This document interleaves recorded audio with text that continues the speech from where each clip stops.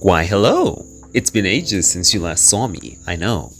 Exams have been really dealing with me in school, but I think I'm back right now, so let's actually talk about something that I've wanted to talk about in very different ways. Like, this video has evolved from different formats to what it is currently, but I think it's something we need to address before we get another beta for Wuthering Waves, and hopefully I can do my thoughts justice. I just want to portray my thoughts. I'm not really saying anything about how it's definitely supposed to be, because I could be wrong.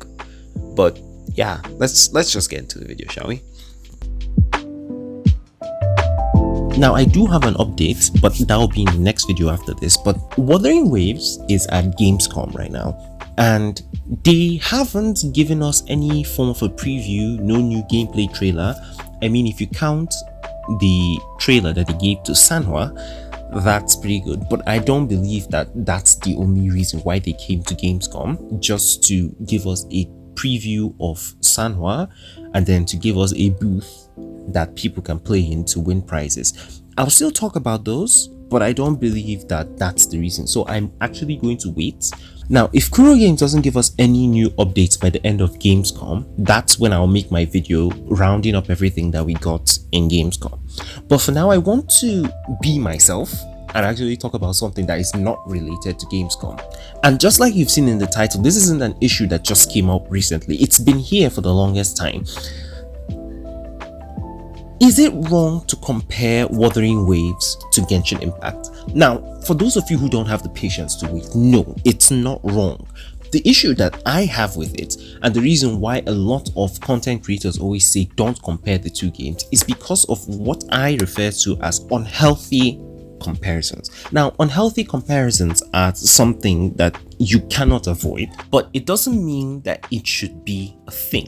Let's get something straight. Genshin Impact is one of the first open world anime styled gacha games that has ever been released. And because it's the first of its kind, it's become sort of the standard for any game that is going to come out in a similar genre. So Wuthering Waves is an anime style open world gacha game. Of course, it's going to get compared to Genshin.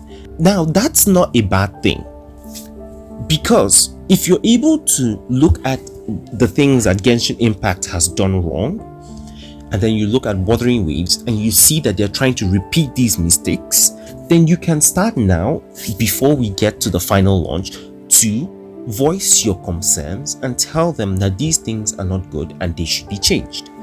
This is one good thing about comparing the games. Now, here's the problem. The problem, and why I and a lot of other content creators keep saying don't even compare, don't even mention Genshin Impact at all, is because of the immaturity of a lot of people in both the Wuthering Waves fanbase and the Genshin Impact fanbase. Like, why is it that we can't just compare the two games without starting a war?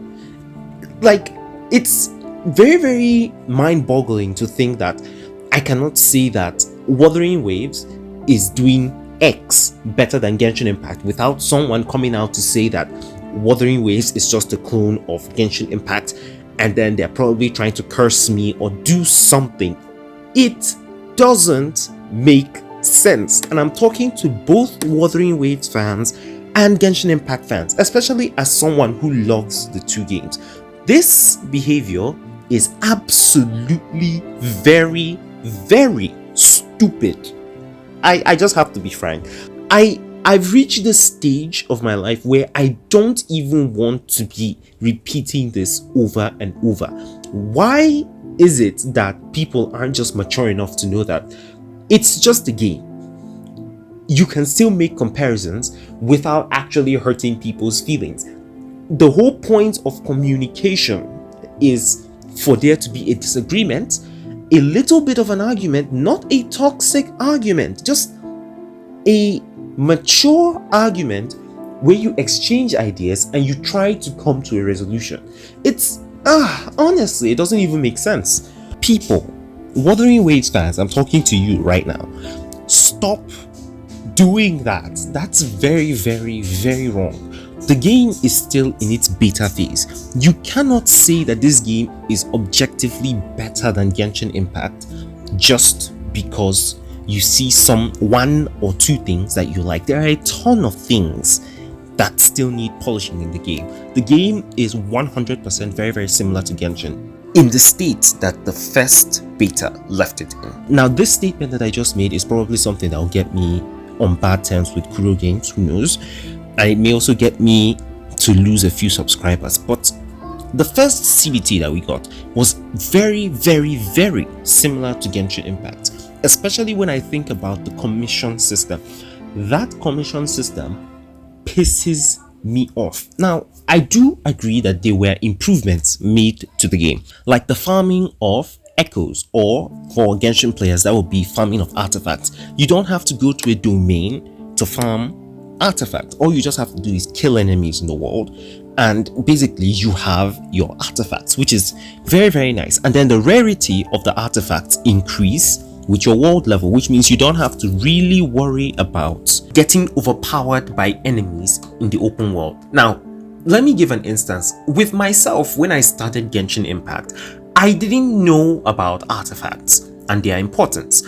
I didn't even care about leveling up characters. The only character that I actually leveled up was a traveler, because that was the only character that I normally like to use and play around. I didn't know about elemental reactions and all of that. And because of that, when I got to AR 45, I started getting overpowered by enemies. And then I now realized that the problem was artifacts.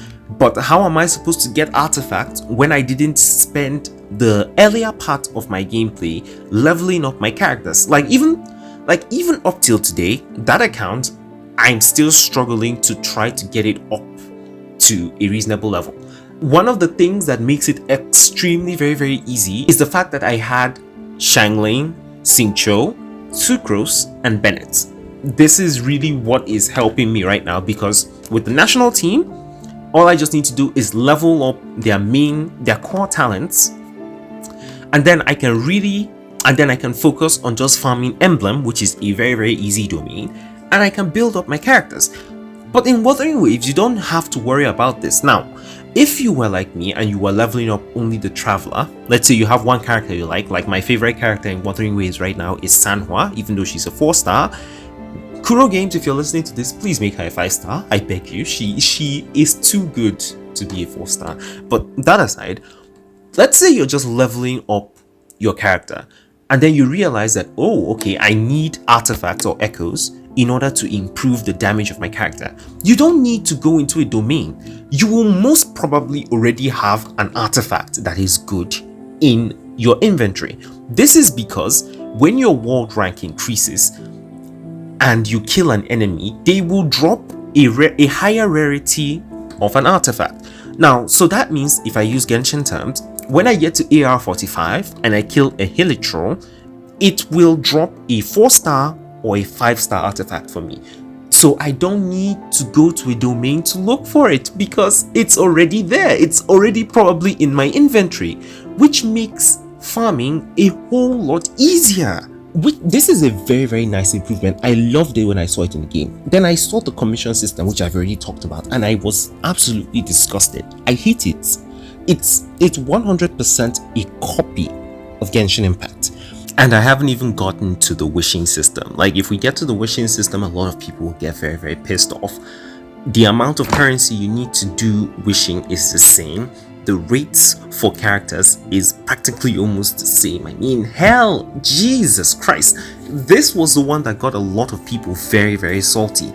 And it's very, very understandable. A lot of people dislike Genshin's gacha, even though I find it to be reasonably okay, but a lot of people have a lot of expectations from PGR, and they want to see some of those things trickle down to Wuthering Waves. Now, I've already said this, even though I'm not like very, very confident in this statement that I'm about to make, Wuthering Waves is going to need to make a lot more money than PGR is going to make, because they're going to have to focus on making this game a lot better over time. And to do that, they need a way to make a lot more money. Now, I was trying to make a video to talk about other ways they could potentially monetize the game and then make the gacha more lenient. I will get to that in a little bit, but for now, I mean, we're talking about comparisons. So let's get back on topic. Now, this video is already getting quite long, so let me just take a step back and address the main issue. Is it wrong to compare Wuthering Waves to Genshin Impact? No, it's not wrong, as long as you don't turn it into a war with yourselves and other people, trying to hurt each other's feelings and make them feel like they are insignificant or inferior or whatever it is that you think, just because Wuthering Waves is coming after Genshin Impact.